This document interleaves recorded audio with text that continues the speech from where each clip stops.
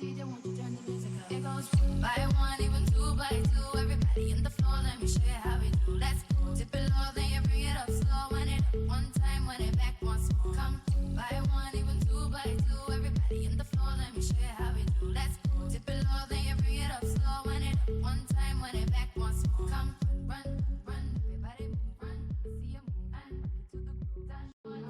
Mr. DJ, won't you turn the music up? It goes by one, even two by two. Everybody in the floor, let me show you how we do. Let's go. Tip it low, then you bring it up slow. When it up one time, when it back once more. Come by one, even two by two. Everybody in the floor, let me show you how we do. Let's go. Tip it low, then you bring it up slow. When it up one time, when it back once more. Come run, run, everybody move, run. See you move and get to the groove. Mr. DJ, won't you turn the music up? It goes by one, even two by two. Everybody in the floor, let me show you how we do. Let's go. Tip it low, then you bring it up slow. When it up one time, when it back once more. Come by one, even two by two. Everybody in the floor, let me show you how we do. Let's go. Tip it low, then you bring it up slow. When it up one time, when it back once more. Come run, run, everybody move, run. See you move and get to the groove.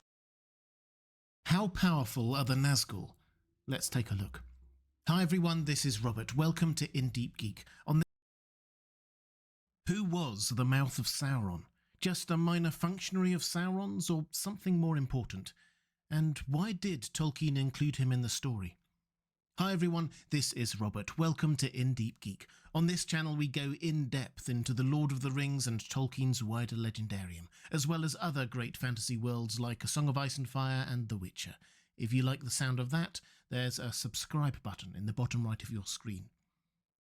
The Mouth of Sauron only appeared briefly towards the very end of The Lord of the Rings, and his brief scene was even cut from the theatrical release of The Return of the King.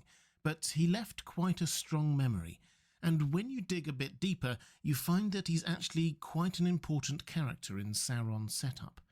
So first of all, who is he? Well, as a physical description, when he emerges from Mordor to confront the army of the West under the command of Aragorn, all we get is this. There rode a tall and evil shape, mounted upon a black horse, if horse it was, for it was huge and hideous, and its face was a frightful mask, more like a skull than a living head, and in the sockets of its eyes and in its nostrils there burned a flame. The rider was robed all in black, and black was his lofty helm, yet this was no ringwraith, but a living man.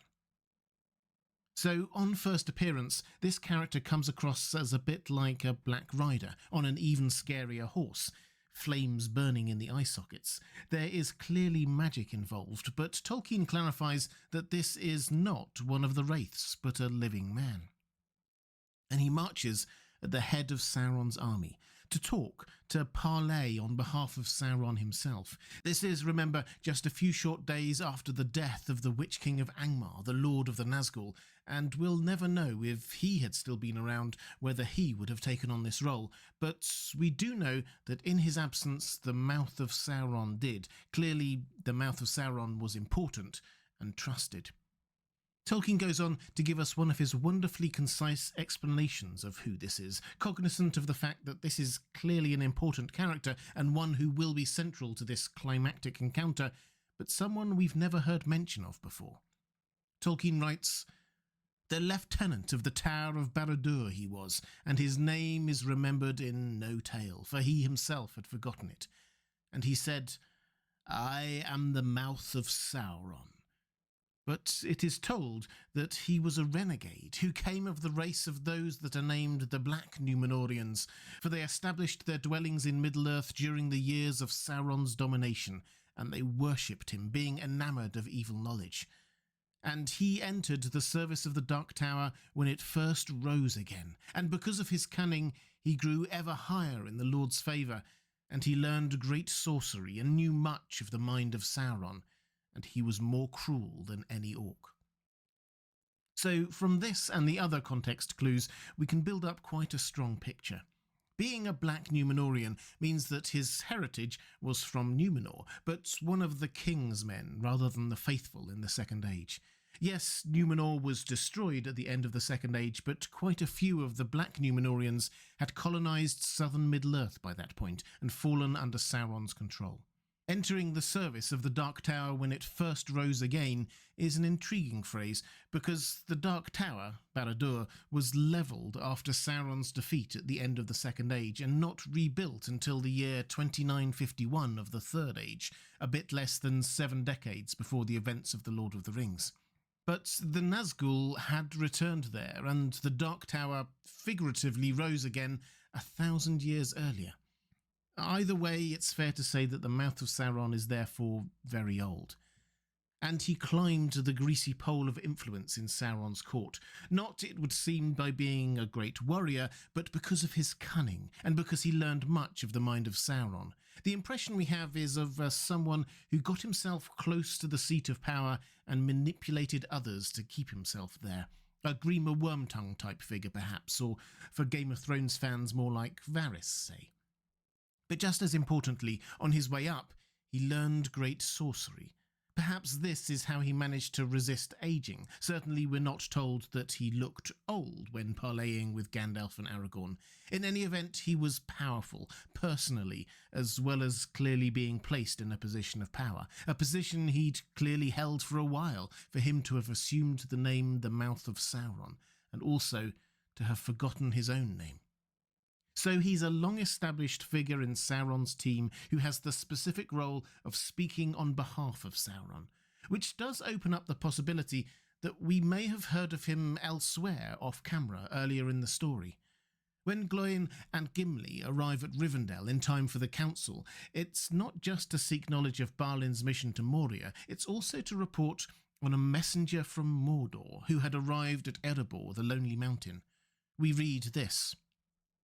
About a year ago, a messenger came to Dain, but not from Moria, from Mordor, a horseman in the night who called Dain to his gate. The Lord Sauron the Great, so he said, wished for our friendship. Rings he would give for it, such as he gave of old, and he asked urgently concerning hobbits of what kind they were, and where they dwelt. For Sauron knows, said he, that one of these was known to you on a time. At this we were greatly troubled, and we gave no answer, and then his fell voice was lowered, and he would have sweetened it if he could.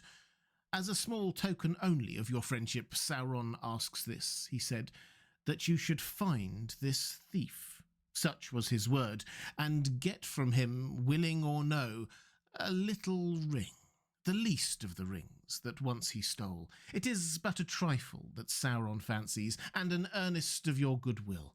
Find it, and 3 rings that the dwarf sires possessed of old shall be returned to you, and the realm of Moria shall be yours forever. Find only news of the thief, whether he still lives and where, and you shall have great reward and lasting friendship from the Lord. Refuse, and things will not seem so well. Do you refuse?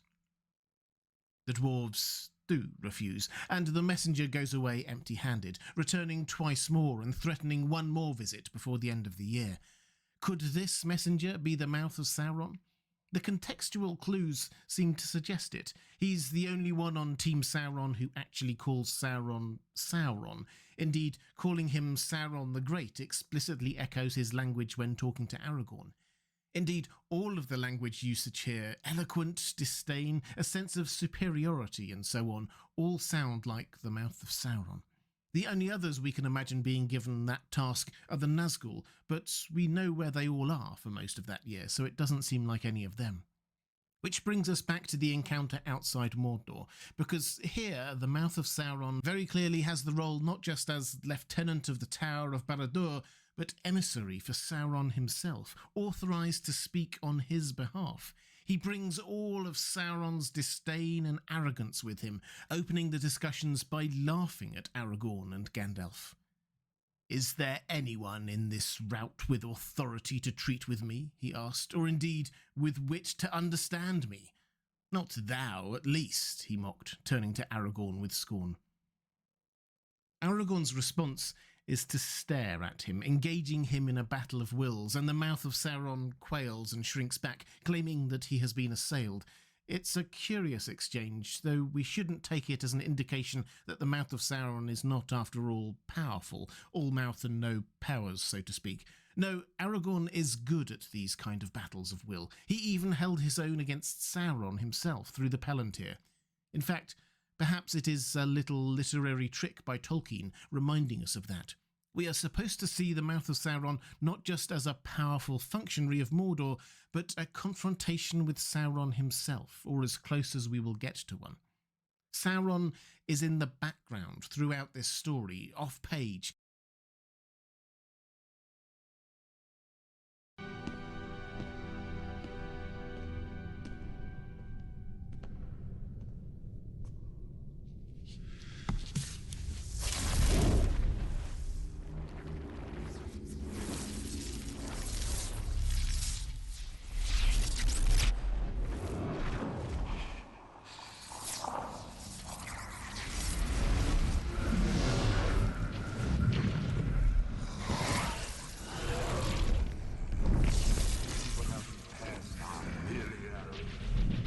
Long have you hunted me.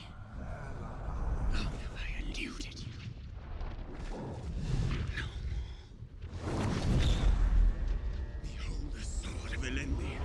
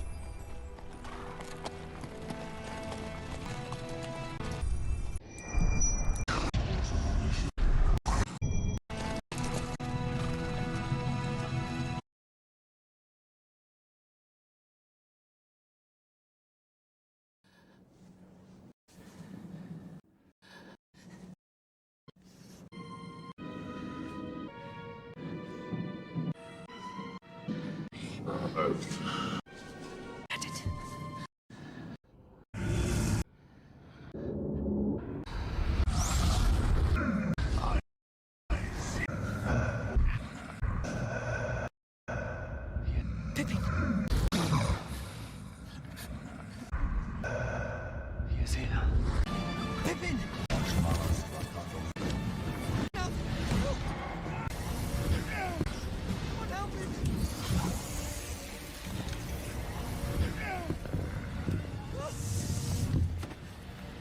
Pippin! Fool of a took!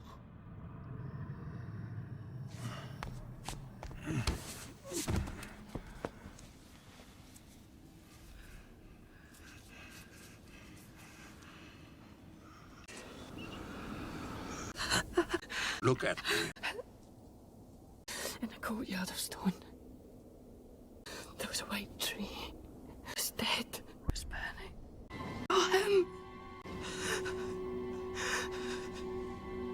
I saw him! I could hear his voice in my head. What did you tell him? Speak. My name. He asked me my name. I didn't answer. He hurt me. What did you tell him about Frodo and the ring?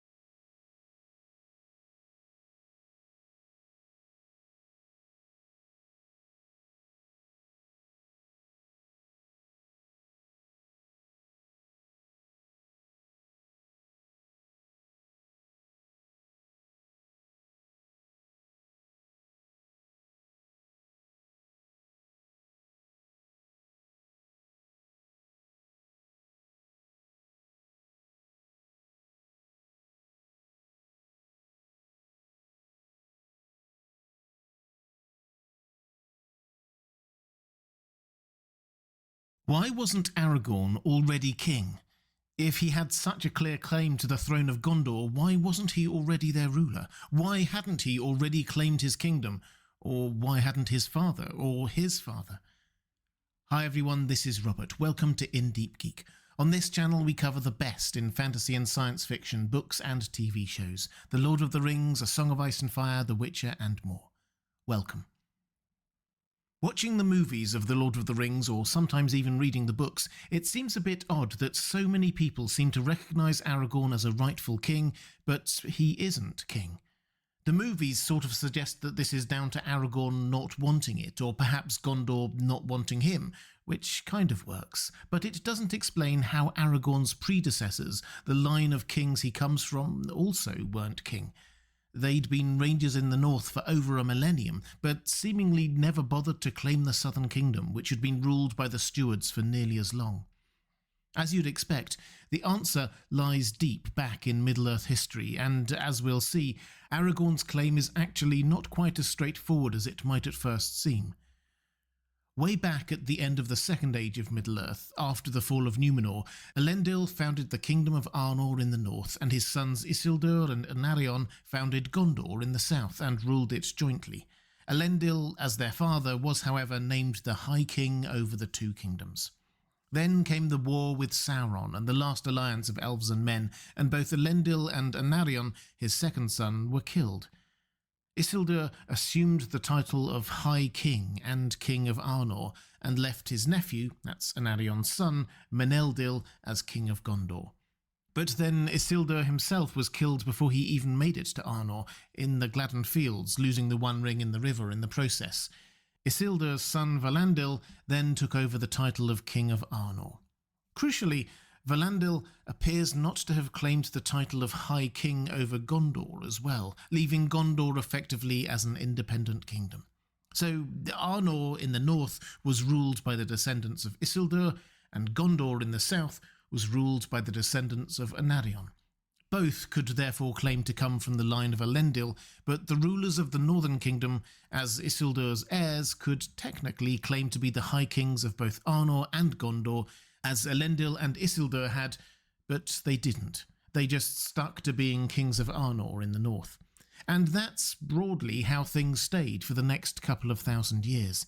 There were some complications, of course. In the south, there was a little bit of toing and froing in the succession, coup attempts, generational jumps in kingship and things like that. And in the north, the kingdom split into three smaller kingdoms. But in the north and the south, the genealogical lines back to Isildur and Anarion were still clear.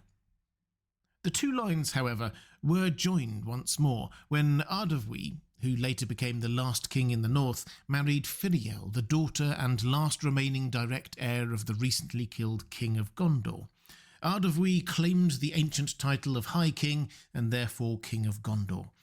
He had a reasonable claim, and their children would obviously be able to trace their lineage on both sides, but Gondor decided to reject the claim, and instead made one of their own who had a rather more distant claim king instead. As the Council of Gondor said at the time, "The crown and royalty of Gondor belongs solely to the heirs of Meneldil, son of Anarion, to whom Isildur relinquished this realm." Denethor repeated this argument in The Lord of the Rings to Gandalf much later when discussing Aragorn's claim. Even were his claim proved to me, still he comes but of the line of Isildur. A couple of generations later, the line of Gondorian kings dried up completely and the stewards took over. In the north, the last remaining kingdom of Arnor fell, and Isildur's heirs were reduced to the rangers we know of. As Tolkien made clear in the appendices to The Lord of the Rings, over the centuries that followed, the ancient history that there had once been another line of kings who claimed the throne of Gondor was largely forgotten or completely unknown to most people. Just some remembered the ancient line of the north, which it was rumoured still lived on in the shadows. So, to summarise Aragorn's legal position, his claim to be Isildur's heir and heir to the long-abandoned kingdom of Arnor is undisputed, but being Isildur's heir did not in and of itself make him the undisputed heir to Gondor.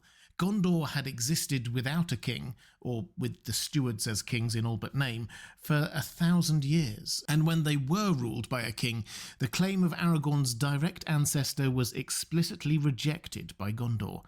So Aragorn couldn't exactly just walk into Minas Tirith and claim the crown. Denethor would refuse him, and most of the people probably wouldn't recognise his claim either.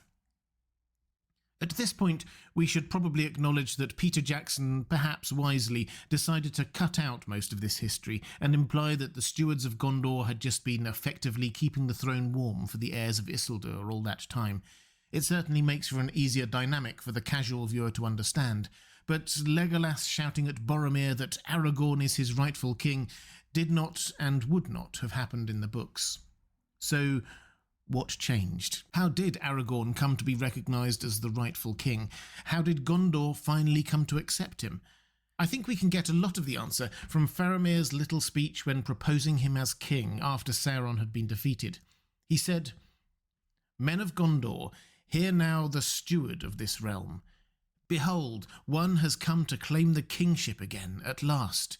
Here is Aragorn, son of Arathorn, chieftain of the Dunedain of Arnor, captain of the host of the west, bearer of the Star of the North, wielder of the sword reforged, victorious in battle, whose hands bring healing, the Elfstone, Elisar of the line of Valandil, Isildur's son, Elendil's son of Númenor. Shall he be king and enter into the city and dwell there?" And all the host and all the people cried, "Yea," with one voice. So, firstly, Faramir asserted his own authority as steward of Gondor. The stewards may have been ruling Gondor for a millennium, but they were technically just holding on to it until the rightful king claimed the throne.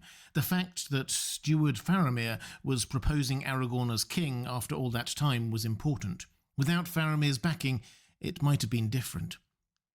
Then Faramir lists Aragorn's credentials, and it's quite a list. He is the heir to Arnor, so he's of kingly stock. He was the captain of the host of the West. In other words, he just led them all into battle against Sauron, triumphing in the Battle of the Pelennor Fields. The Star of the North was a jewel, a royal symbol of the Northern Kingdom. The sword reforged was Andúril, formerly Narsil, Elendil's sword, that Isildur had used to cut the ring from Sauron. His hands bringing healing is a reference to an old Gondorian legend that the hands of the king are the hands of a healer, and so shall the rightful king be known. Aragorn snuck into Minas Tirith and healed some people earlier in the story. The Elfstone is a legendary healing stone of the elves given to Aragorn by Galadriel, effectively as a wedding gift, foretelling his marriage to Arwen. And finally, Faramir calls Aragorn's heritage of Númenor, heralding back to the founding of Gondor in the first place by the Númenorians. There is more in that speech, and there are more evidences of Aragorn's kingship dotted throughout The Lord of the Rings. Just think of the dead men of Dunharrow for one random example, who followed Aragorn and fulfilled their oath to the rightful king of Gondor. But the point here is that Faramir proposes Aragorn as king not because he is technically the legal heir, because 1,000 years ago his forefather married the daughter of Gondor's king, or because 2,000 years before that Isildur's son technically never relinquished the title of High King of Arnor and Gondor. It's because he has led them to victory and fulfilled prophecy before their eyes, is of Númenor, that height and pinnacle of humanity, and because he is a good man. And crucially importantly, Aragorn became king because all the people wanted him to. All the people cried out their agreement with one voice, we're told. This wasn't just a long-forgotten heir claiming the throne on a genealogical technicality. This was the hero of the hour being made king by popular acclamation. Aragorn may well have been the rightful High King of Gondor, but that is not why he was made king. If you'd like to see more Lord of the Rings videos, please click on the link on the left of your screen. Or if you'd like to support this channel, thank you. There's a link to my Patreon page on the right of your screen. That's all for this time. Thanks for watching. I'll see you again soon.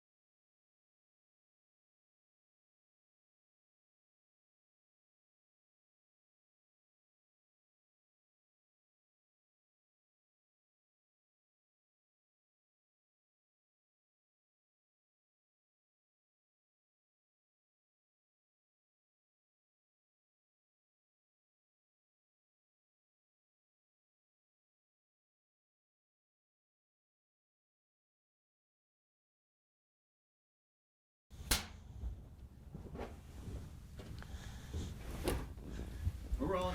We're back again, guys, with the Lost Episode series. Adam Friedland here at the Adam Friedland's Corporate HQ here in Manhattan, New York. We're hard at work on some shit. I know I keep saying that. What does it sound like, guys, when I say that kind of thing? Exciting. I'm pretty excited about what's to come.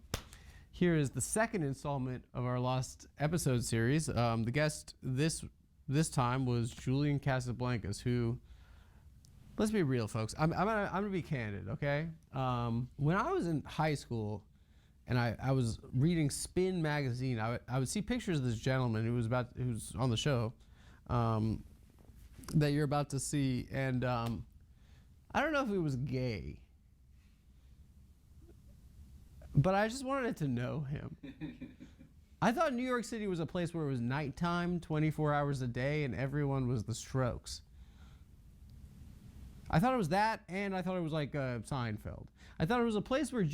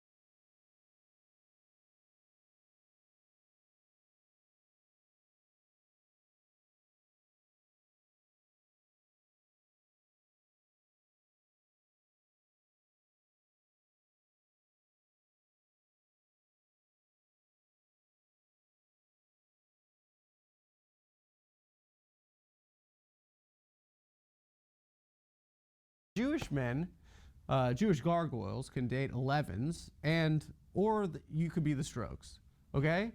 And I was like, either way, that's the city I want a part of one day when I'm a 37-year-old. I wasn't a gay thought. I never had gay thoughts about this guy. I just thought I wanted to be like him. I just wanted to know him. That album, the first album, you guys remember? Yeah.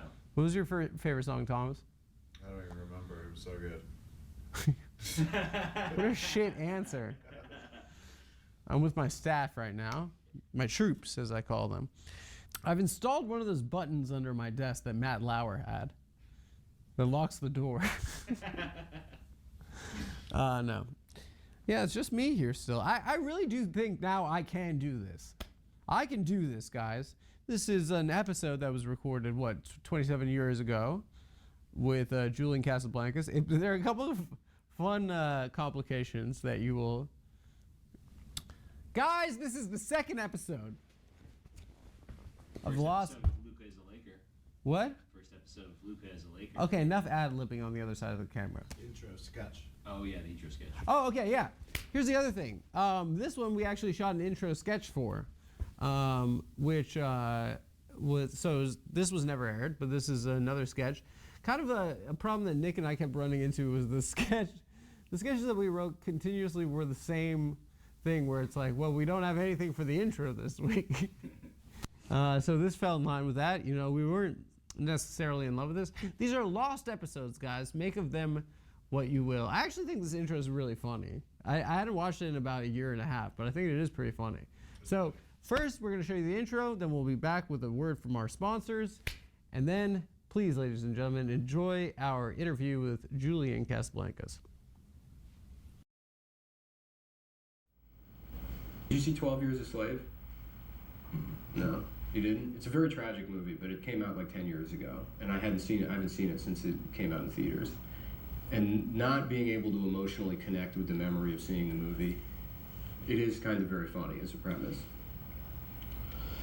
Go on. Well, it's just 25% of the money. None of this shit is fucking funny.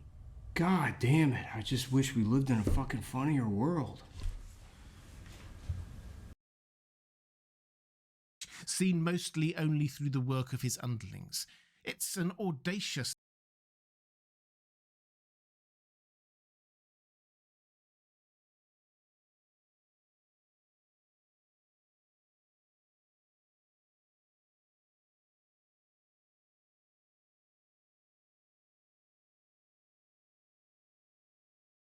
Why was Aragorn in the prancing pony in the first place, ready to bump into Frodo? Had he been told to wait, or was it just a happy coincidence? Hi everyone, this is Robert. Welcome to In Deep Geek. On this channel we cover the best in science fiction and fantasy, books and TV shows, The Lord of the Rings, A Song of Ice and Fire, The Witcher, and much more. Welcome.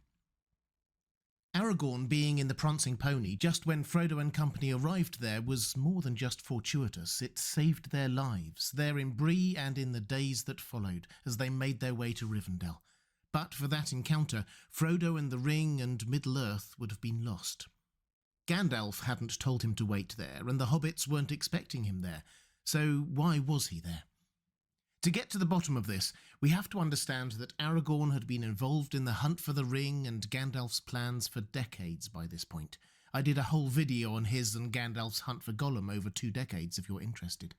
Aragorn had been brought up in Rivendell after his father's death, and though his true identity was kept from him for a while by Elrond, by his early 20s he knew who he was and had headed out into the wild. He was the chieftain of the Dunedain of the North by birth, the rangers who still watched over the lands of the former kingdom of Arnor. So he would also be a ranger. The rangers were his to command, and the land was his ancestral fief and home. He was the kind of man to take his obligations seriously, and one of his obligations was the protection of the lands of Arnor. And in particular, the only bit we know of that retained any kind of self-identity, or even a theoretical recognition of the king's rule, was the Shire. And at some point during that, we're told 62 years before the events of The Lord of the Rings, Aragorn and Gandalf met. This is only to be expected. They both had a love for that part of the world, and their missions to protect the peoples of Middle-earth obviously overlapped. And during the intervening years, they had become something of a team. In Aragorn's many travels, again we'll come on to that in another video, because Aragorn explored much of the Middle-earth we know during that time, Gandalf encouraged him to have a special care for the protection of the Shire. This was not just about protecting a part of the world Gandalf loved, it was also about a sense that the Shire and hobbits were important somehow. And as Gandalf grew to understand more about Bilbo's ring, that need for protection only increased. And not just by Aragorn, of course, but by the rangers under his command. The Shire, and all of Arnor more broadly, must be protected. This is, of course, how Aragorn came to know the area around Bree so well, and become known there as Strider. He was always striding around, keeping an eye on the area, for reasons he didn't want to divulge. His reputation as being rather secretive is as understandable as his love for Barliman's wonderful inn, an oasis of good beer and good company in troubled times. For the best part of 17 years, however, once Gandalf had grown properly suspicious of Bilbo's ring, it was Aragorn, sometimes with Gandalf and sometimes alone, who hunted down Gollum further afield, even as far as Mordor. Incidentally, if we ever needed proof of how close Aragorn and Gandalf were, and how much Aragorn trusted Gandalf, it's here. Aragorn left his only family and the love of his life in Rivendell for 17 years, following up a hunch that Gandalf had. Aragorn did eventually find and capture Gollum, leaving him with the elves of northern Mirkwood, after which he made his way back westwards to resume his duties guarding the Shire, meeting Gandalf on the 1st of May at the Sarn Ford, a ford over the Brandywine River, one of the few entry points to the Shire from the east and south. At this point, Aragorn is pretty much up to speed with everything. He knows Frodo has the ring, Gandalf tells him the plan for Frodo to leave the Shire for Rivendell in the last week of September, and that he, Gandalf, won't go far. Everything seems to be under control. The elves have Gollum prisoner, Gandalf says that he'll stay with Frodo for a bit longer. The Rangers are guarding the Shire. Given all of this, Aragorn clearly thought he could grab a few weeks' break. He goes off on a journey of my own. To be honest, this is a bit of a mystery. Tolkien doesn't tell us where he goes. As king in exile, he was a busy man, so perhaps we shouldn't fret over this too much. He was just on king in exile business. Or maybe he nipped back to Rivendell to see Arwen. Having a hint of all that was to come, that makes sense as a thing for Aragorn to do, and I'm sure we can all forgive him for leaving his post for that reason. But wherever he went, he clearly wasn't getting any news updates, because when he returned, he was shaken by the news that everything had started to go wrong. The Black Riders were abroad and hunting for the ring, the hobbits had left Hobbiton, but no one knew where they were, and Gandalf himself had gone missing, apparently without leaving word of where he was or when he would be back. What was Aragorn to do? Aragorn was a resourceful man, and I'm sure he thought through a few options, but his priority in Gandalf's absence had to be helping the Ring-Bearer and the other hobbits reach Rivendell. But crucially, he didn't seem to be privy to Frodo's plan, as Gandalf had disappeared before they'd had a chance to work it through in detail. And of course, Frodo's own plans were disrupted by the Black Riders, and then by the discovery that his friends had understood his mission long ago and had planned for his escape from the Shire through ways he hadn't imagined, the Old Forest and the Barrowlands. So, in the absence of any other information, Aragorn stationed himself by the East Road out of the Shire and hoped that the hobbits came along it. It wasn't a bad plan. The hobbits were presumably still heading for Rivendell, which was to the east, and the East Road was the most direct way there, if also the most public. He mostly left his rangers stationed at the Sarn Ford. They had a battle with the Black Riders there a few days later, so would find out if the hobbits went that way instead. And what is a ranger to do when they have to hide beside a road for a while? Aragorn seems to have found a comfy, secretive spot behind a hedge. He tells the hobbits themselves the rest of the story when he had secured a private meeting with them in the Prancing Pony.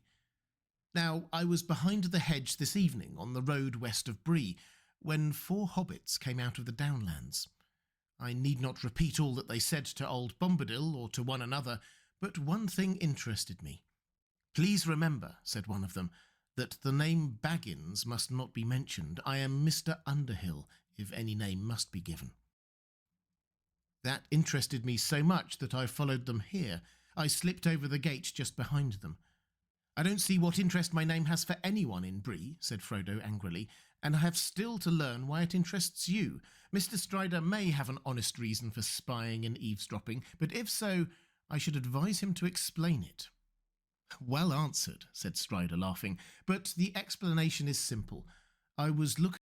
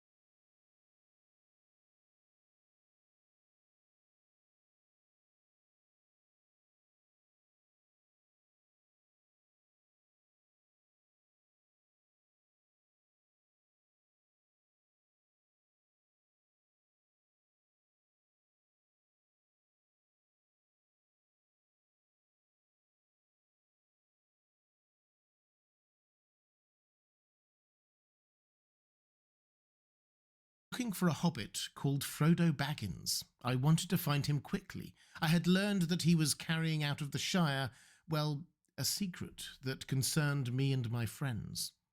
So, really, Aragorn was at the Prancing Pony because he followed Frodo there. He'd been hiding behind a hedge, saw the hobbits, and followed them. Now, of course, all of this might have been avoided if Barliman had just remembered to pass on that letter from Gandalf. That would have told the hobbits exactly who Aragorn was, so they would know to keep an eye out for him. But it would also have meant them leaving the Shire a couple of months earlier, so they may have missed him completely while he was off on his mysterious journey on his own. Anyway, Aragorn was in Bree and waiting for Frodo and the other hobbits, not because he had received any particular instructions from Gandalf to do so, but because he hadn't. He was concerned. Gandalf wasn't the sort to just abandon his work. And Gandalf had said he would accompany the hobbits, so Aragorn, thinking on his feet, decided that he would have to take the lead and lead the hobbits to Rivendell himself, without Gandalf. It's a much overlooked bit of foreshadowing for what happens later, after the Bridge of Khazad-dûm. Gandalf is the closest to the hobbits and acts as their protector in the wider world, but when he isn't there, the person who steps up is Aragorn. If you'd like to see more Lord of the Rings videos, please click on the link to the playlist on the left of your screen. Or if you'd like to support this channel, thank you. There's a link to my Patreon page on the right of your screen. That's all for this time. Thanks for watching. I'll see you again soon.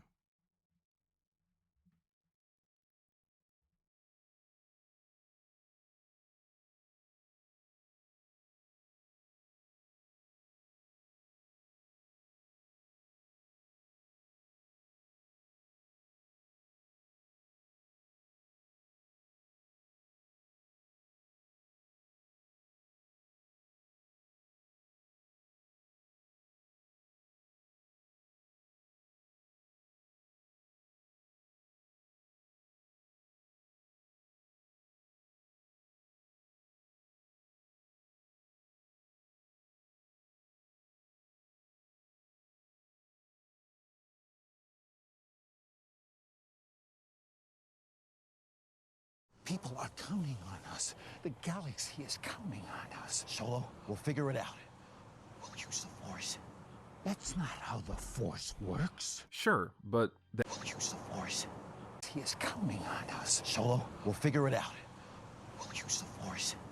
That's not how the Force works. Sure, but then how does it work? The Force is one of the defining aspects of the Star Wars universe, but what it actually is, or does, or where it comes from is incredibly vague. So much so that, for some fans, moments where the series tries to add specifics to that ambiguity or provide a different interpretation of its mechanics are seen as points of no return for the franchise. So, what is the Force? What's the right way to show it?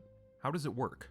By now, the story of the making of Star Wars is pretty well documented. In the early 1970s, George Lucas wanted to make a Flash Gordon movie, but well documented. In the early 1970s, George Lucas wanted to make a Flash Gordon movie, but couldn't secure the rights, so he invented his own sci-fi universe instead, which became Star Wars. Some of Lucas's earliest known work on the movie is 2 pages of handwritten notes from 1973 titled The Journal of the Whills, which, like its name would suggest, takes the form of a diary entry. The actual content of the journal isn't really important. In fact, the whole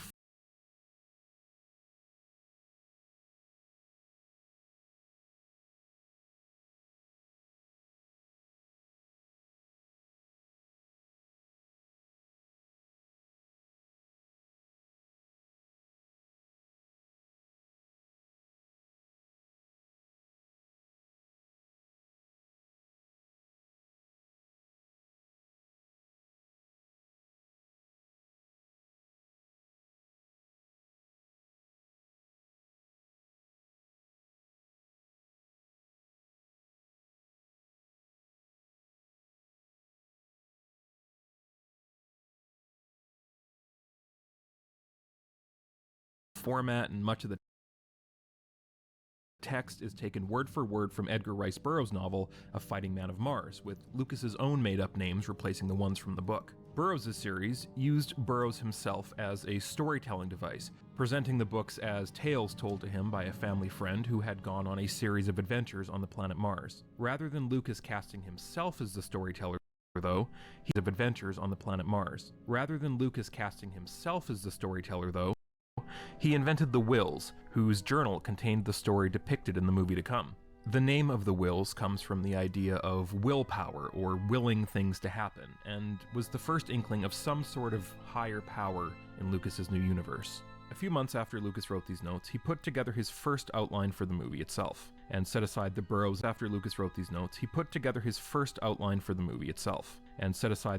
inspired journal entry for a riff on 1958's The Hidden Fortress. This version of the story follows a grizzled 33rd century 1958's The Hidden Fortress. This version of the story follows a grizzled 33rd century general as he helps a princess in disguise to escape her embattled home planet and seek aid among the stars. And although Jedi were mentioned in Lucas's first notes, there's no mention of them here, and the only potentially mystical element in the outline is a note at the very end about the story's heroes having risen to the status of demigods, though that's probably not supposed to be taken literally. When Lucas actually sat down to turn this outline into a script in 1974, his rough draft saw the return of the Jedi, though they were still only mundane, if highly skilled warriors.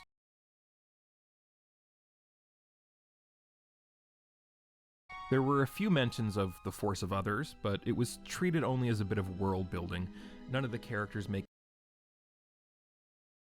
any mention of it outside of a greeting here or there, and it has no impact on the story, which is still based around a Hidden Fortress-style escort mission. Things develop further in the second draft from 1975, which opens with a mission where it only is a really skilled warrior. Return of the Jedi, though they were still only mundane, if highly skilled warriors. There were a few mentions of the Force of others, but it was treated only as a bit of world building.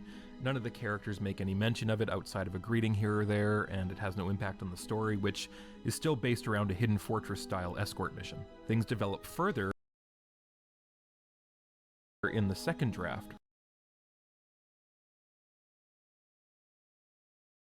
from 1975, which opens with a prophecy from the Journal of the Wills, making its first appearance since Lucas's handwritten notes 2 years earlier. This draft also greatly expands on the Force, with both the Jedi and Darth Vader using it to gain powerful abilities. Another change in the story is the removal of the princess, who's been replaced by a magical crystal that the protagonist needs to take to his estranged father, who is a powerful Jedi warrior aiding the rebellion against the Empire. In this version of the story, all Jedi are descended from a holy man known as the Skywalker, who discovered an energy field that he called the Force of Others, which he believed influenced the destiny of all living creatures. And although the Force of Others granted him a powerful aura which gave him mystical abilities, he discovered that there was an evil part to the Force as well, and decided to only teach his own descendants in the hopes that they would be strong enough to resist the Force's dark side. Eventually, as the Republic became more corrupt and changed into an empire, one of the Jedi fell victim to the spell of the dark side and began teaching a clan of Sith pirates how to use the Force, resulting in the Jedi being hunted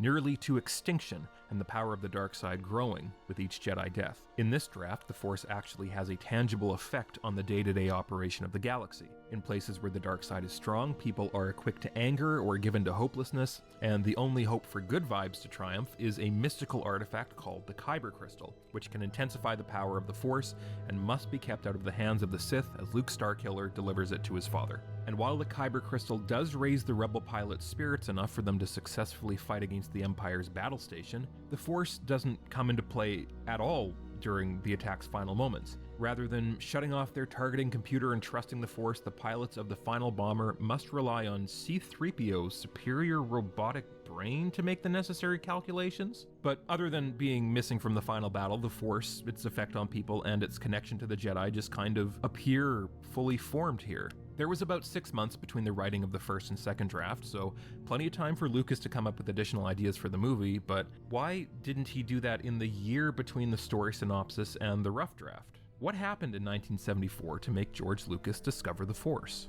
Well, Carlos Castaneda published his book, Tales of Power. See, in the early 70s, George Lucas lived with a bunch of other filmmakers and artists in San Francisco, right when much of the hippie movement was transitioning to New Age philosophies, and things like vibes and crystals would have been transitioning to New Age of other filmmakers and artists in San Francisco, right when much of the hippie movement was transitioning to New Age philosophies, and things like vibes and crystals would have been at least at the periphery of his everyday life. Carlos Castaneda was a big name in the New Age movement, even being featured on the cover of Time magazine in 1973, so it made sense that Lucas would eventually discover his writing. In 1973, so it made sense that Lucas would eventually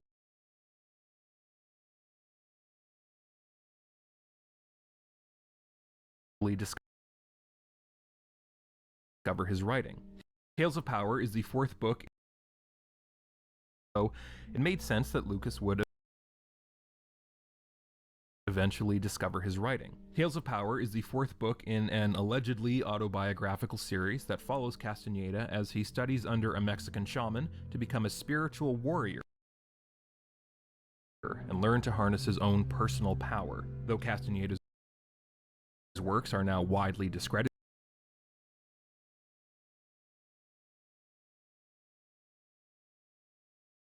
and considered largely, if not completely fictional, they were still highly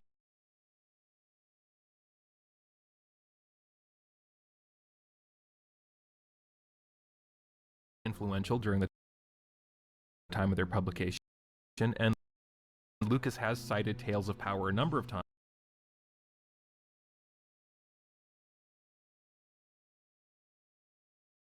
as an inspiration for Star Wars. And when you're reading it, that's pretty obvious. Within the first handful of pages, the shaman Don Juan refers to people as luminous beings, a term Lucas would lift directly from the book for The Empire Strikes Back. So as Lucas moved from the second draft to the third, he inserted even more references to Tales of Power, with Castaneda's shaman Don Juan inspiring a new character named Obi-Wan, who serves as a spiritual mentor to Luke. The third draft also elaborates on the Force a bit more than the second, containing an early version of Obi-Wan's energy field speech and adds even more details that were eventually removed from the script. In this version, the Force radiates specifically from a person's stomach, with the good side of the Force being on a person's right and the dark being on their left, ideas which are also lifted and modified from Tales of Power. And although it's not an element of Castaneda's writing, the Force seems to have more specific intent in the third draft as well. When Luke asks if he could learn to feel the Force, Obi-Wan only says that it's not a human decision, implying that he can only feel the Force if it wants him to. This draft also depicts the Force as a video game-esque finite energy reserve. As explained by Obi-Wan, when a creature dies, its energy remains in that place, and a kyber crystal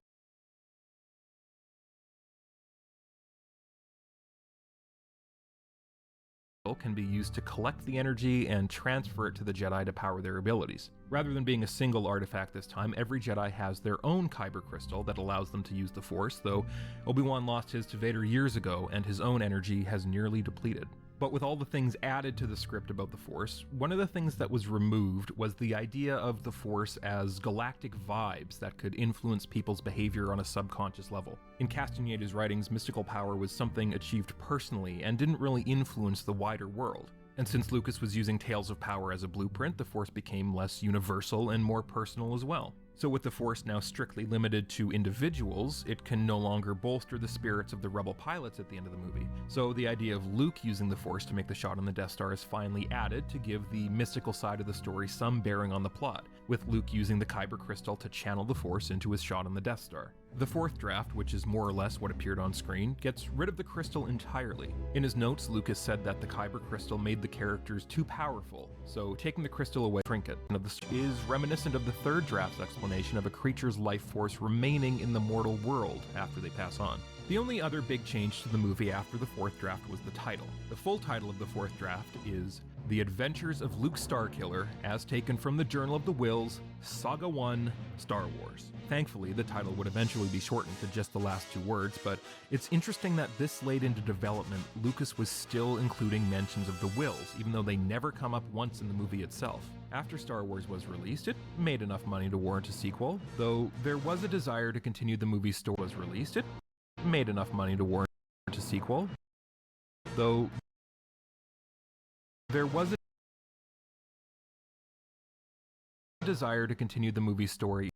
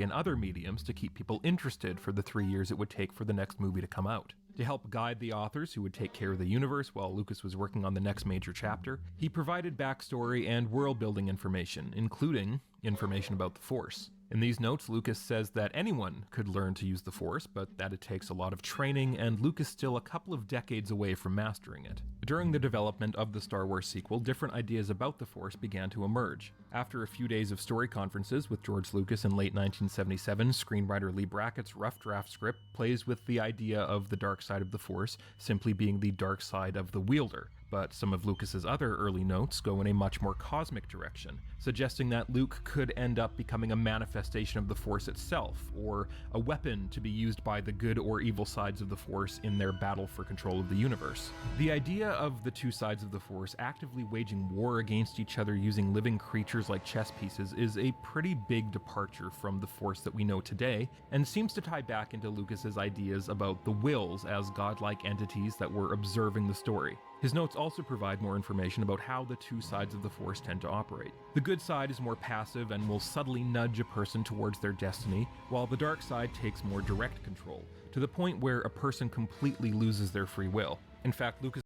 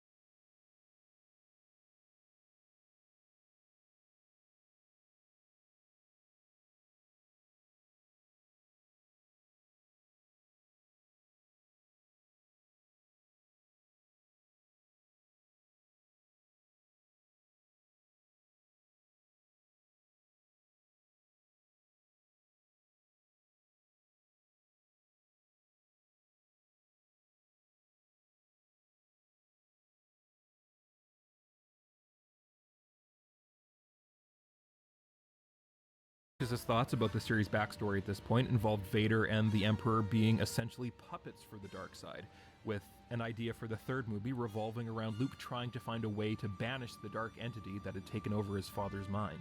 Obviously, none of this stuff ended up making it into the movie itself, and like the stuff cut from A New Hope's third draft, the Force is left more vague. Anger, fear, and aggression are equated with the dark side, but whether that's the dark side of the individual or some malevolent entity is left up to the audience to determine. The rough draft of Return of the Jedi seems to pick up the cosmic interpretation of the Force, though, with Obi-Wan warning Vader that if he becomes one with the dark side, he'll lose any trace of his individual identity. And speaking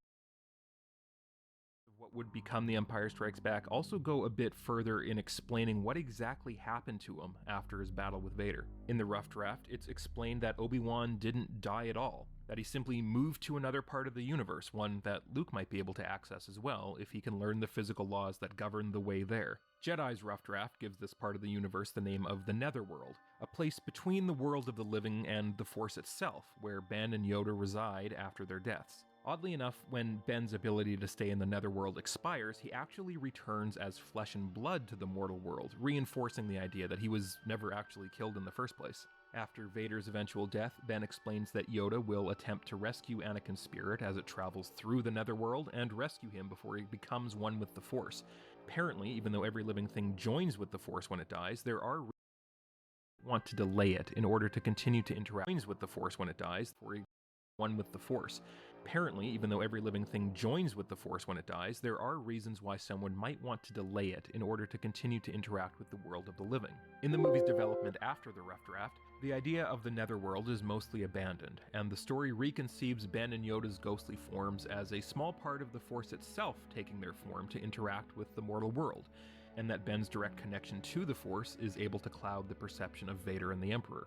But like with the previous two films, none of this stuff actually made it onto the screen in Return of the Jedi. As the movie was further refined, the spiritual elements were changed to reflect the needs of the characters in the story, and any hints about the Force using the characters as weapons in a metaphysical war against the dark side were abandoned in order to strengthen the choices made by the characters themselves. And because all these extra explanations and ideas about the Force were left on the cutting room floor, the Force as actually depicted is a lot more abstract than maybe Lucas would have initially wanted it to be. But that also makes it more universal.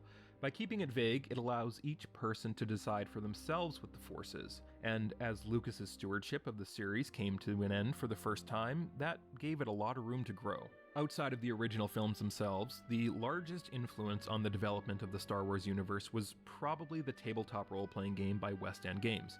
First published in 1987, the game and its supplements provided backstory information about various aliens, vehicles, and other pieces of technology that later authors would use to help flesh out their stories. Even the idea of a lightsaber operating by channeling energy through a crystal, which has become an integral part of pieces of tech, game and its supplement, the tabletop role. The largest influence on the development of the Star Wars universe was probably the tabletop role-playing game.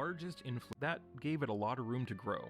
Outside of the original films themselves, the largest influence on the development of the Star Wars universe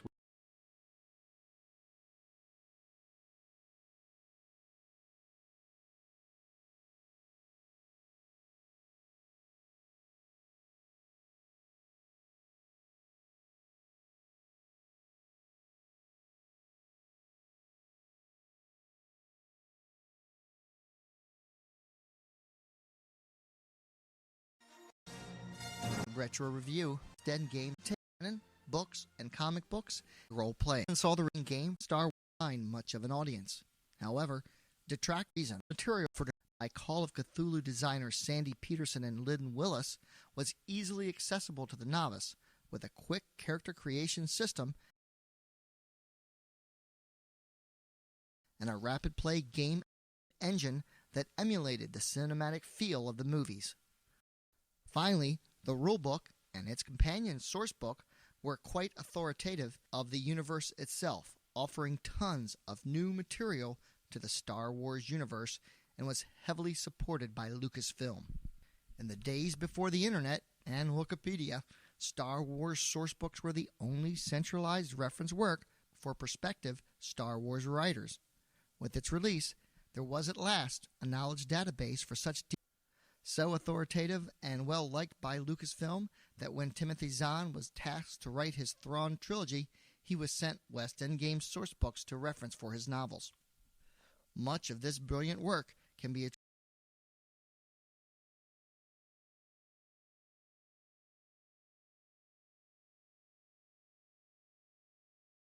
attributed to or influenced by the game's driving force and self-proclaimed Star Wars guru Bill Slavichek. Also, West End Games' team of talented contributors and game designer Craig Kostakayan. There were a lot of firsts in those early Star Wars RPG products. The Star Wars RPG was the first to incorporate color printing. They were the first to add to the Star Wars mythos since the original trilogy had wrapped up 4 years earlier, and they were the first to give names and backstories to the various aliens that inhabited the background of the films. Suddenly, Hammerhead was an Ithorian, Bib Fortuna was a Twi'lek, and Greedo was a Rhodian. When working on the original Star Wars source book, Bill Slavichek and Curtis Smith actually went to Skywalker Ranch to look through the archives there. Full access was given to set designs, model blueprints, photo stills, and so on. All of this eventually finding its way into source books after being reviewed by the Lucasfilm licensing team for approval, resulting in a very collaborative and creative relationship. The end products of this exchange would ultimately form the seeds of the Star Wars expanded universe, especially as other Star Wars content creators outside the RPG began to contact West End Games for information for their novels and comic books.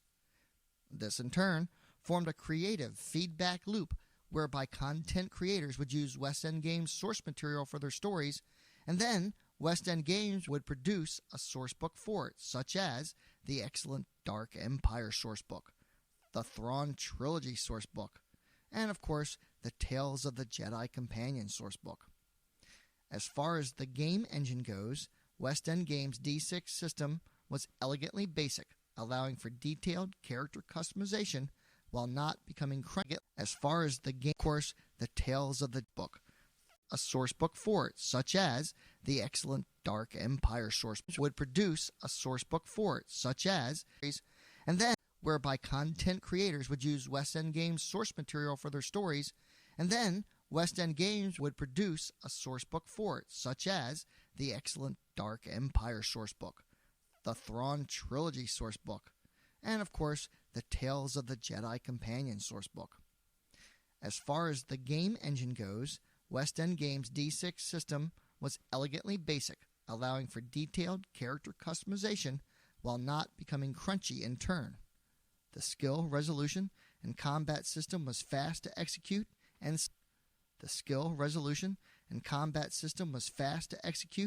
cinematic, making the game easily accessible for gaming novices, and due to its subject matter, had a wide appeal to many who would not normally be interested in a role-playing game. All of these various elements coming together to make the game an overwhelming success. Unlike most RPGs at the time, Star Wars used a dice pull task resolution mechanic with character abilities rated not in numerical statistics but by a number of dice referred to as a die code. For example, if a character had a strength die code of 3D, then the that was successful. In the back of the book were types such as Smuggler, Bounty Hunter, Republic Senator, or Young Jedi. The templates listed the die codes for the attributes of each character type in the Star Wars universe, related skills, and what equipment they likely carried. All a player needed to do then was to copy the template to a character sheet, allocate 7 dice among the related skills, list their equipment, and they were ready to play. Character creation could literally take 10 minutes. In later editions, more templates would be added, as well as rules on skill specialization. Later, character related skills, copy and template to equipment they likely carried. All a player needed to do then was to copy the template to a character sheet, allocate 7 dice among the related skills, list their equipment, and they were ready to play. Character creation could literally take 10 minutes. In later editions, more templates would be added, as well as rules on skill specialization, but even with this, the game did not evolve into crunchiness. In addition, there were rules for creating your own character template, requiring merely the distribution of 18 dice to the 6 attribute scores of dexterity, knowledge, mechanical, technical, perception, and strength, and using the guidelines provided for the race of the character and choosing the appropriate skills for the archetype. After that, just allocate 7 die to the skills as usual, and you're ready to go. Force-using characters were a bit more complicated in that there were 3 force skills: control, sense, and alter, and related powers to go with them. Beginning force-using characters usually only had 1d in control and 1 force power, though some had additional dice and other force skills. Control related to force abilities for controlling of one's body, such as healing, slowing poisons, concentrating, and so on. The sense skill was related to a Jedi's surroundings and included such powers as life detection, magnifying senses, and post-cognition. Alter allowed a Jedi to alter their surroundings, affect another person, such as injure, kill, or telekinesis. In addition, these skills could be combined to produce additional effects, such as controlling another person's mind, or healing another person, and so on. In addition, the Force was made available to non-Jedi in the form of Force points. This fun mechanic allowed players to spend a Force point to double their die codes for one combat round, enabling them to perform feats normally out of reach of their ability. And if it was done at the dramatically appropriate moment in the scenario, not only did the character get the point back, but gained a second. The actual beginning, though it's not really the beginning, but the actual flashpoint was, I remember very clearly. I could still see the corner in my house in 20 Northmore Road where it happened.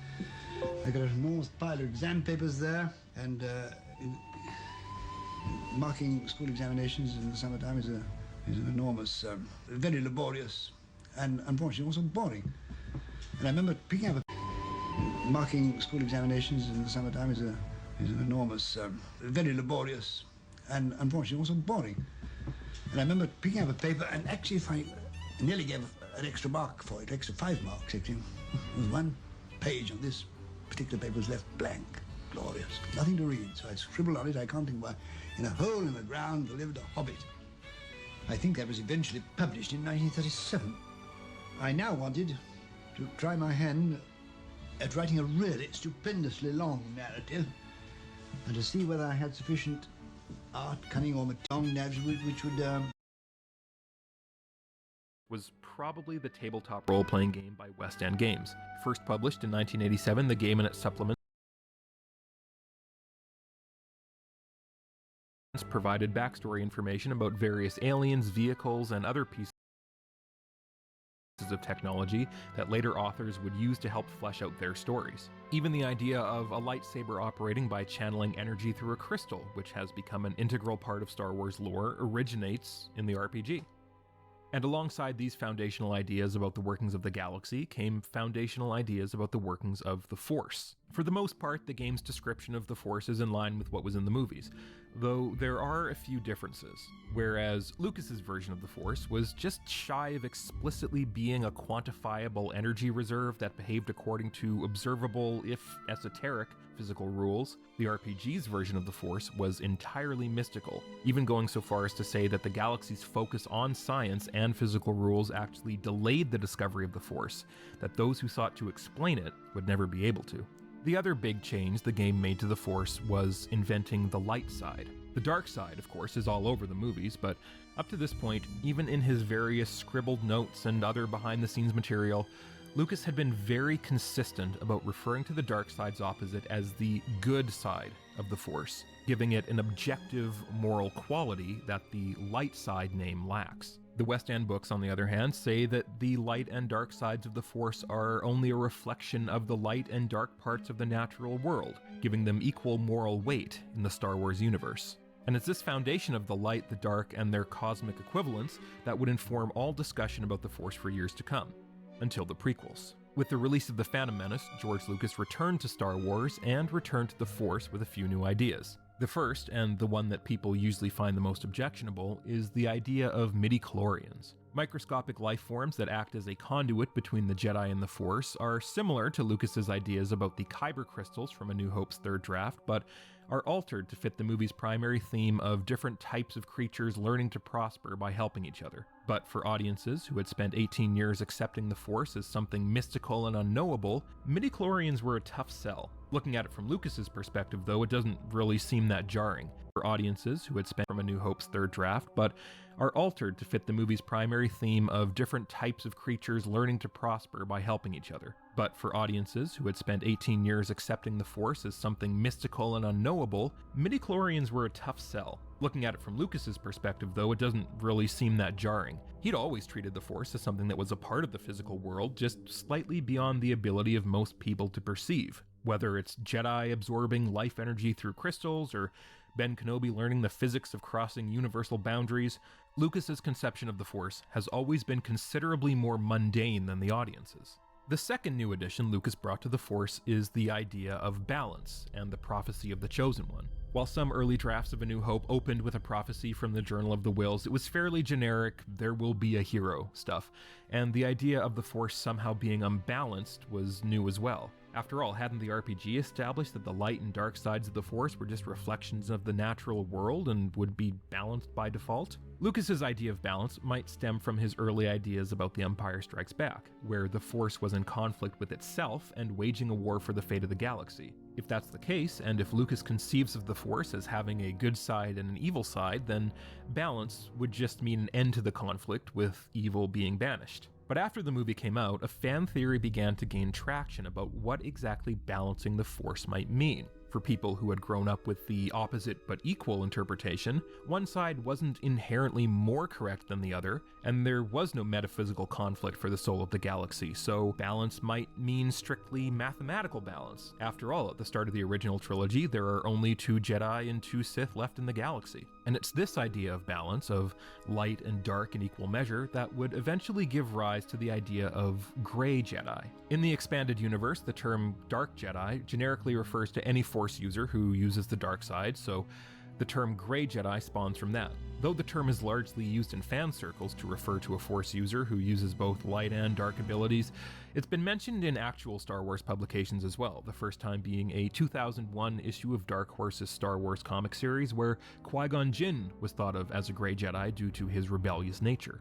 But the idea would really start to be explored in the middle of the prequel era, with Matthew Stover's 2002 novel Traitor. In this book, Han and Leia's son Jason is captured by the alien Yuuzhan Vong and guided during his escape by an enigmatic former Jedi named Vergere. Throughout the book, Jason struggles with the dark side of the Force, while Vergere argues that the dark side doesn't actually exist, that it's only a convenient excuse that allows Jedi to blame their own inner darkness on some external corruption that isn't really their fault. Ideas like this aren't new, as we know they date back to the rough draft of The Empire Strikes Back, but Traitor was the first Star Wars story to really focus on that philosophy. And during early discussions of the book in fan circles, the conversations gradually shifted from talking about Vergere's philosophy of personal responsibility to discussing the morality of specific use cases of the Force.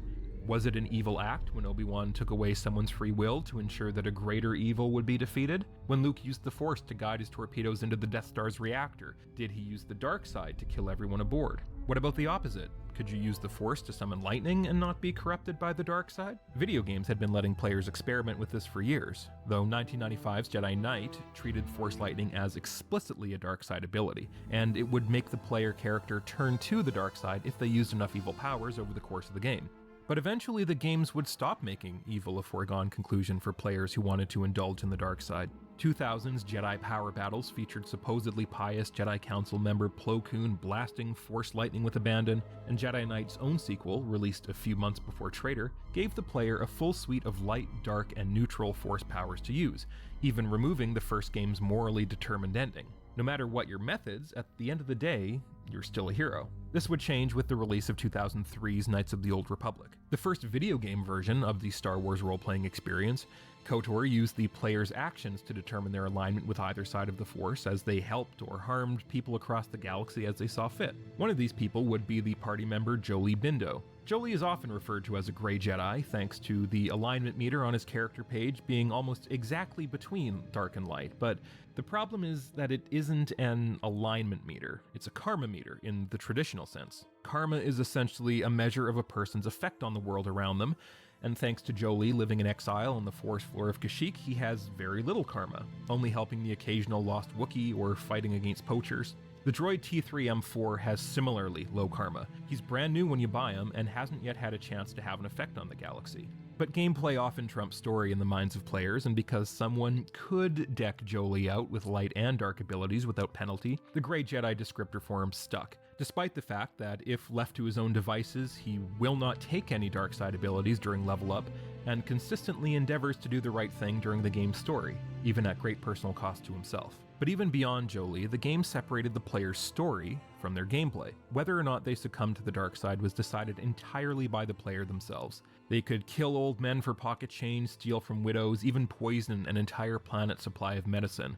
But as long as they made one specific choice late in the game, they were still hailed as a hero by the galaxy. Another game released in 2003, Jedi Academy, would take a similar gameplay over story view of the duality of the Force. During the game's tutorial mission, the player character is mentored by the previous game's hero and told outright that the Force isn't inherently good or evil, and it's how you use it that matters. The game still segregates light and dark abilities, but like Knights of the Old Republic, whether or not the character falls to the dark side is a single binary choice made by the player, rather than the culmination of their playstyle like the first Jedi Knight game had been. And it was into this environment that Knights of the Old Republic 2 was released. Designed to deconstruct not only the traditional Star Wars story, but also role-playing games in general, KOTOR 2 asked the player to more deeply consider the choices they were making, usually through the voice of Kreia, a Vergere-like mentor who hopes to turn the player character into a power gamer that uses whichever aspect of the Force will help them level up enough to break the game. And that's not a metaphor. The game's Jedi Masters specifically mention your ability to gain experience points from killing enemies as a monstrous,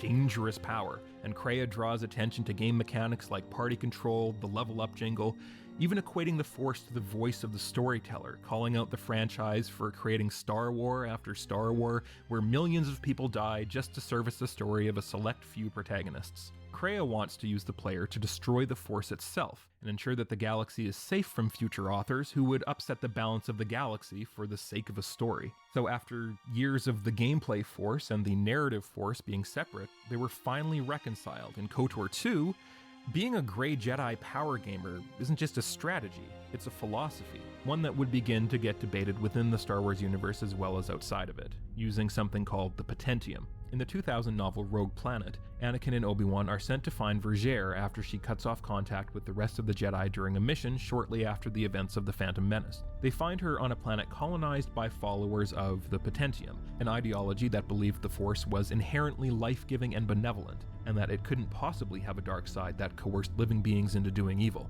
Thanks to the novel's connection to Vergere, the Potentium philosophy would be used in later books as a proxy for the entire Grey Jedi idea, with authors having characters debate its merits or experiment with different types of Jedi from across the luminant spectrum. Even the Skywalkers got in on this, with Luke's crack-smoking fuckboy grandson using Force lightning as a defibrillator, and even Luke himself throwing bolts around from time to time. Eventually, the matter would more or less be settled when the 2007 novel Inferno concretely stated that Vergere, the character who most prominently represented the entire Grey Jedi idea, had secretly been a Sith Lord all along and made the whole thing up specifically to Luke's idea, the character who most 2007 novel Inferno concretely stated that Vergere, the character who most prominently represented the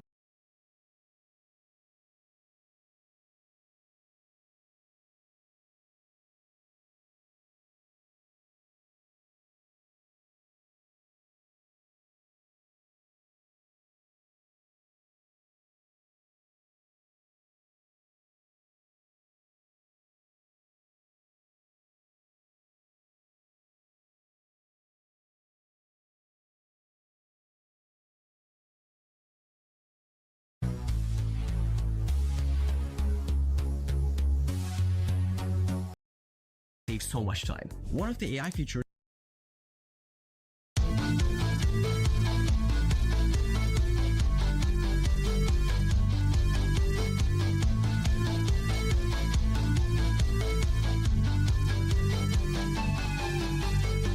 scientific method cannot justify the scientific method. Therefore, it itself is a dogmatic religious presupposition.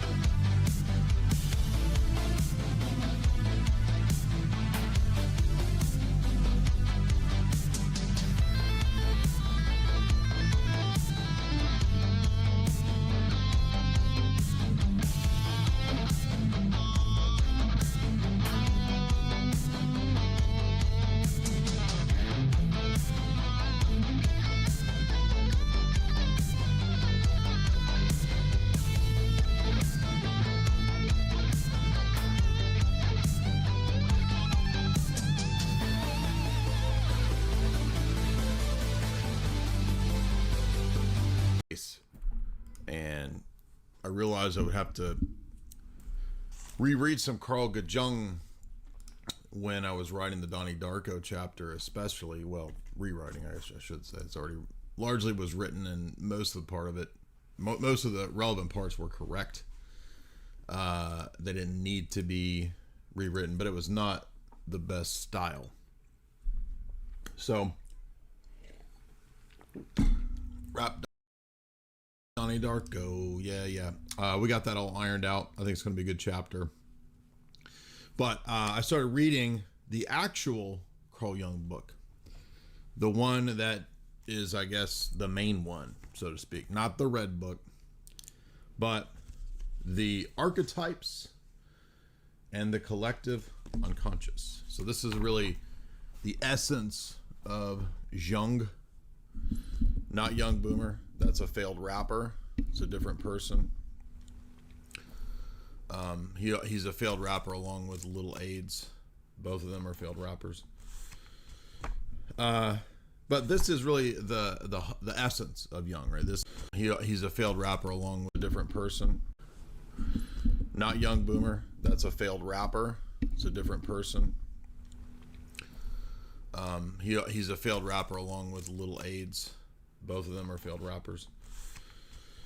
But this is really the essence of Jung, right? This is the key concepts, the key core, I guess you could say, philosophy. He characterized himself not as a philosopher, which is interesting. He says, I'm not a philosopher, although this book deals heavily with philosophy. So there's tons and tons of philosophy, yet he still tries to shy away from it. There's a lot of things that are going to be somewhat difficult. We're going to try to work through it as best we can. I'm not exactly sure I totally understand everything that Jung is proposing. I read a good bit of this book. I'm about 100 pages in. So we're going to start this first part lecture with the first 100 pages or so of the book. And I'll give you a little introductory video that we'll watch and comment on to get the general idea of what the archetypes are. And then we'll launch into the text itself, which is very difficult. The main reason it's difficult is because he cites a whole host of wide-ranging religious topics. And so it's more like, I think one scholar who sent me his essay critiquing Jordan Peterson some years back said it like it's an archaeology of ideas. And his theory was that Dr. Jordan Peterson was an archaeologist of ideas. And there's pros and cons to this. A lot of that overlaps with comparative religion as a discipline, as a study. And a huge portion of Carl Jung is comparative religion. So we're going to dive into that. We're going to understand where he's coming from. And if you remember some months back, maybe a year ago, I did multiple lectures on Jordan Peterson's lectures on personality, psychology, etc. So he has a course that we worked through about half of it. And we did some podcasts on that. And we saw a lot of referring to archetypes, a lot of referring to sort of layers in the psychical structure of a human being. Even things that perhaps touched on, although I don't think necessarily Jordan Peterson was intending to talk about mind control and things like that, but elements that could relate to that if they were studied for that purpose, in terms of perhaps sections of a person's mind or psyche. And I think we're going to find that in Carl Jung, that's there as well. And it would seem to be the case that Dr. Peterson is drawing heavily from Carl Jung.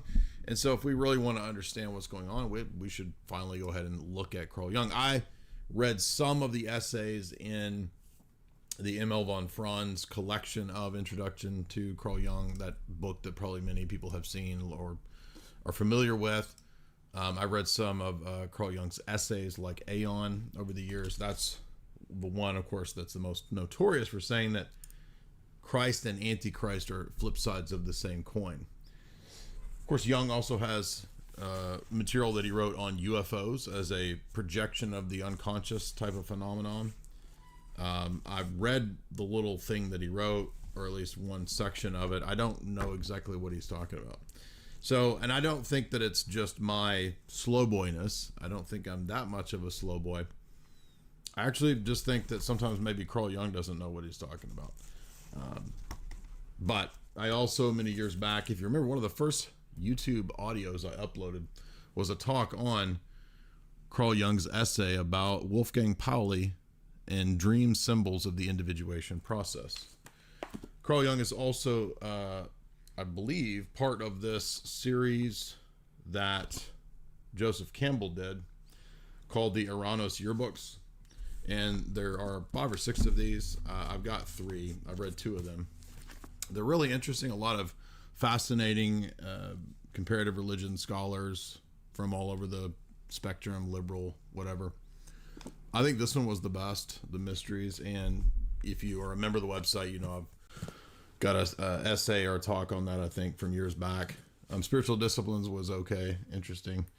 I've not yet read Man and Time, and I think there's 2 more of those, but the mysteries was definitely the most interesting, and it has one of the Carl Jung essays.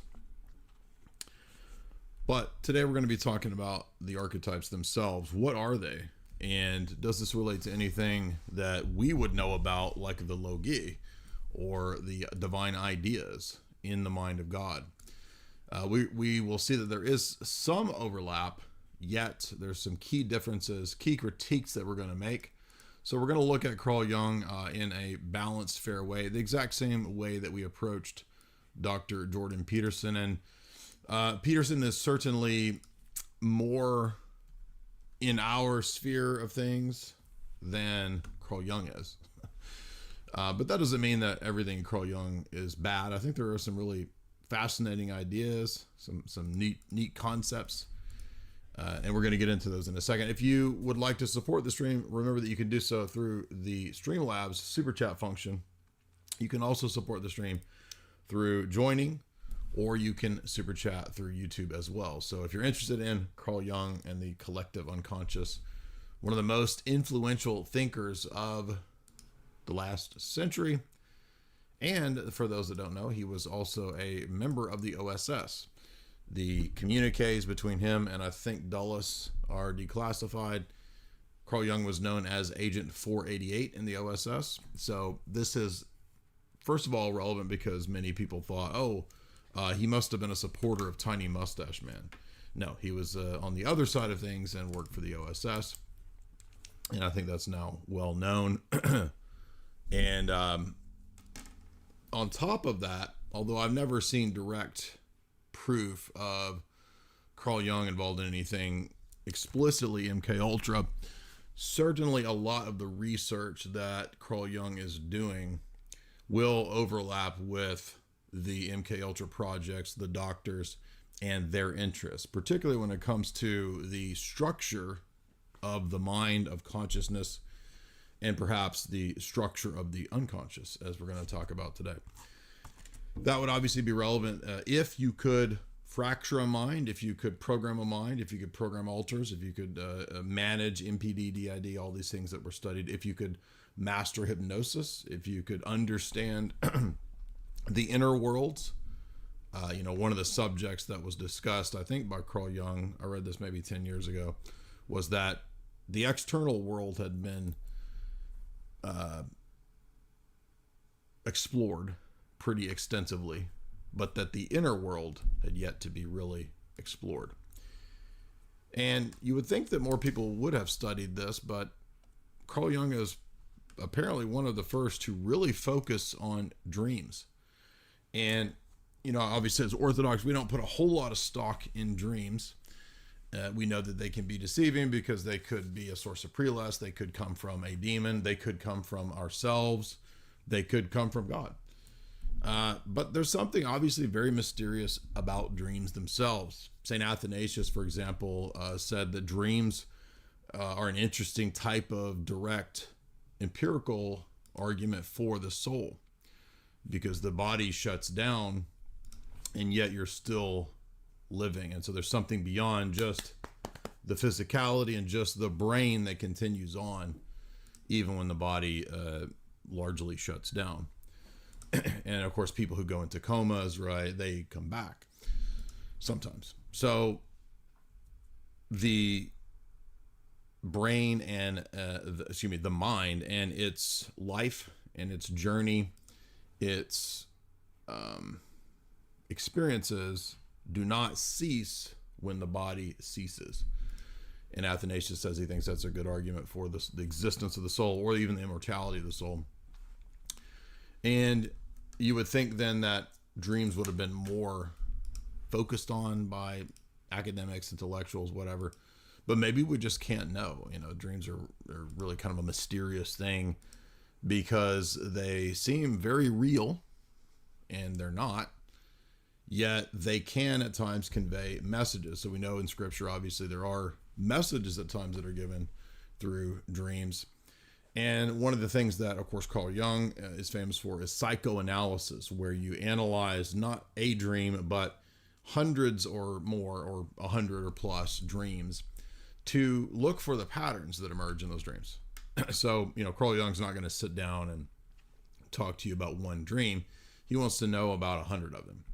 And that, he thought, would give more of a, smorgasbord to work from, to try to find these archetypal patterns that would be unique to the individual. So there is a universality to the archetypes, and also a kind of particularity and a relativity that apply to the individual person. And that's something I think is a little bit unique. We'll talk about Plato as well, because Carl Jung relies very heavily on Plato, as I suspected. If you guys remember, there was a kind of a goofball character who called in maybe 6-8 months ago, who was a Jungian. And he was intent on having a debate. And if you remember, that debate didn't go very far, maybe 10-15 minutes. It was quite ridiculous. The guy got super arrogant and just kept saying how I didn't know anything, had no idea what I was talking about. Well, guess what? Now that I've actually read some of the essence of Carl Jung himself, I was absolutely correct, as we will see. Carl Jung is a Gnostic. Carl Jung is a Platonist. And yes, he takes from both of those. Carl Jung openly says that the Trinity was a doctrine that the Orthodox Church used to supplant and alter the divine feminine. So we're not looking to Carl Jung for anything spiritual. Obviously, there's a lot of delusion going on, but there are some interesting things that we will look at, particularly his approach to Kant and transcendental categories, believe it or not, and Plato and the ideas, the divine ideas, logi, etc., which he will say are archetypes. But if you remember when we did the Peterson lectures, I started to notice that some of this sounds like Kant. And that's because Peterson, of course, says in his view, the greatest thinker of the last century of modernity is Carl Jung. And Peterson, if I remember one of the lectures or debates, we've listened to a lot of Peterson over the last several years. I forget where this was, but he had said something like that he had read all of Carl Jung's print, works in print, which I think is quite a few volumes. And as I've delved into the first 100 pages of Collective Unconscious, I can definitely see the influence from Carl Jung directly to Jordan Peterson. In fact, perhaps Dr. Jordan Peterson is the Carl Jung of today. And as everybody I'm sure knows, you have Freud kind of being the father of psychology and I guess you could say modern psychology, and trying to figure out, the instinctual drives. And many philosophers and thinkers and historians have pointed out that you couldn't have Freud without Nietzsche, because Nietzsche was always kind of, positing that man is really just driven by his instincts. And so that becomes in Freud, right, your base id drive that is just your, food, sex, security, your primal drives that are so important for understanding man's motivations. But as everybody I'm sure knows here, Jung does not follow in the train of Freud in certain areas. They have huge departures, particularly about the subjects of mysticism, dream analysis, and Jung does not believe that we are driven only by or primarily necessarily by our instinctual drives. So that's a huge point of departure. Carl Jung believes in some kind of reality to the archetypes. It's a little hard to figure out exactly what he thinks they are, but he says, believe it or not, that he's an empiricist. So I didn't expect that. I expected him, but I guess as a psychologist, and these guys want psychology to be one of the empirical sciences, right? It makes sense that he would try to brand it as pure empirical science. So believe it or not, he believes that he is a scientist who is essentially studying the mind to look for and sort of chart out the patterns that are there that are not created by the mind itself. The archetypes are universal, they're patterns, etc., but they're also kind of malleable for individual cultures. So for example, the ancient Mayans, right? They could have their version of the sun god as a serpent or something like that. And then you could have another society who saw the sun god as, I don't know, something else, a giant penis or something. I'm being serious. One of the things, as we'll see, is actually the sun with a penis. The sun's dick will come up today, believe it or not. And Carl Jung actually has an entire section on this. I know this sounds insane, but there's a reason for this. The reason for this is that different individuals can sort of paste onto the archetype some of the external trappings or whatever, but it's still the same rough form that's there. So there's the sort of paternal father figure or the mother figure, and then individual societies or perhaps even individual persons might paint onto the mother goddess or the mother figure some other kind of image than another society. But what's common is the great mother archetype, you see. So there's commonality, there's unanimity amongst the diversity and the particularity. And that's something that he deals with in the early stages of the book. And from the outset, and we're going to listen to a video, and I'm going to comment on it from a guy who did a brief introduction to archetypes. It does have overlap with the Logi and with Plato's ideas explicitly. So that's the first thing that we want to understand, is that yes, Carl Jung starts his book by saying that he says, there is a personal unconscious. It is a deeper layer, a collective unconscious, that I've chosen this term collective because this unconscious is not individual. It is a universal. And believe it or not, there's a whole section when we get over to the mother archetype where Carl Jung says that he's against nominalism. So this is one good point I'm going to give Carl Jung. I'm against nominalism as well. I think it's a silly philosophy or idea within philosophy. And I didn't expect this much philosophy in Carl Jung, but he goes there. He says that there is a common psychic substrate that is of a supra-personal nature, but it is present in every one of us. And so this is the micro-macro idea that we find in a lot of ancient Greek philosophers, and even in Orthodox philosophers and thinkers like St. Maximus the Confessor, who talks often about the micro-macro. For him, Christ is both the micro and the macro. But psychic experiences, Carl Jung says, can be recognized only by the presence of contents that are capable of consciousness. We can therefore speak of an unconscious only insofar as we are able to demonstrate its contents. The contents of the personal unconscious are chiefly the feeling-toned complexes, as they are called. That I don't know what he's talking about. So I do understand what he's talking about with the ideas and the archetypes, but I don't know what a feeling-toned complex is. Perhaps this is something that's a jargon unique to psychology or to Jungian psychology that I just don't understand. Perhaps I'm sure Jordan Peterson would know what that is. The term archetype occurs as early as Philo. Here in Philo, it is a reference to the imago Dei, the image of God. And it can also be found in St. Irenaeus, who says the creator of the world did not fashion things directly from himself, but he copied them from the archetypes in his mind. Now that's from Against Heresies 275. And I've noticed that Carl Jung is not the best at understanding the things that he's citing, especially in terms of Christian theology. I think usually he's right, but in some of these church father quotes, I'm like, I don't think he's understanding Irenaeus right there. So let's actually do a little bit of a check on Carl Jung here.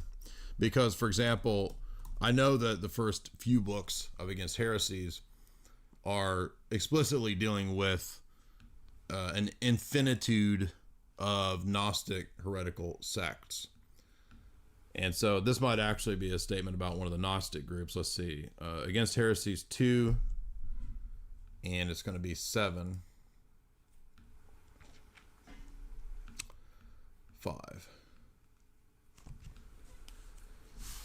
Now this is Irenaeus is talking about some of the Gnostic texts and groups, as I thought. Here he's talking about the aeons and the pleroma. So 2, 7, 5, and it reads, still further, if these things below were made after the similitude or after the image of the things above, after the likeness of that which again will, what then will those be made? For if the creator of the world did not from these things directly from his own conception, but like an architect or a boy receiving his first lesson, copy them from archetypes furnished by others, then he's not really God, you see.